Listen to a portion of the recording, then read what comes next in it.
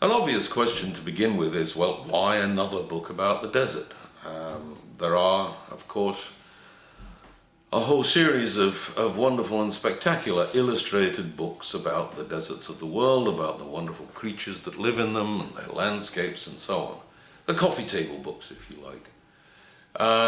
George Steinmetz and his spectacular, stunning photographs from his paraglider over various deserts of the world. But what I wanted to do was something different, a slightly different perspective, and that is to consider the role of the desert, both as an idea and as the reality, in terms of not only the way in which our planet works, but the way in which our history and our cultures have evolved and dealt with the idea and the reality of the desert.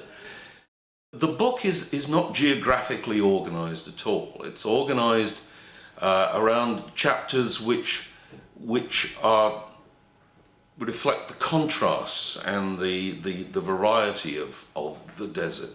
And so there are chapters titled Big and Small, Fast and Slow, Insiders and Outsiders, Civilization and Savagery. And that's important because one of the key things that I find of tremendous interest is the fact that our view, and when we say our, I mean Westerners and outsiders, our view of the desert is utterly different, a complete contrast to that of the perception of the people for whom the desert is home.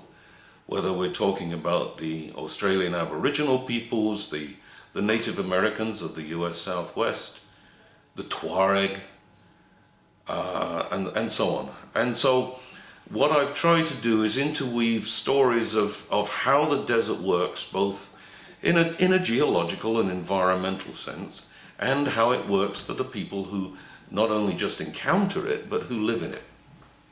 One of the surprises I hope to a reader of this book, as it was to me, was just the sheer scope of the notions we, as Westerners and most definitely outsiders, have of the desert, how it works, its role in our planet, its role in climate and so on.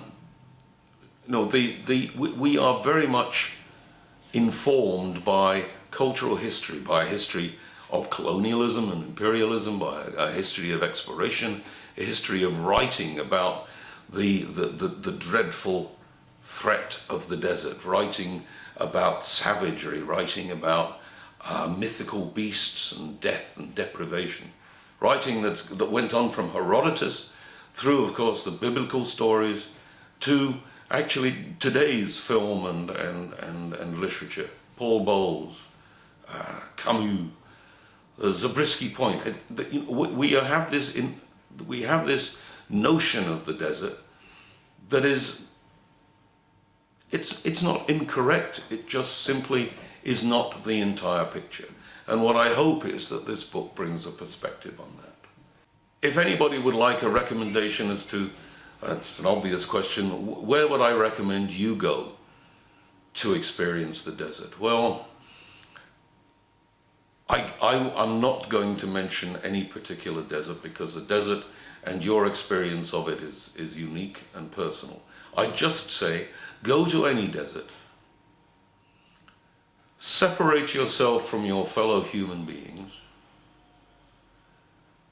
Just sit and enjoy the landscapes and the silence and the stories the landscapes tell.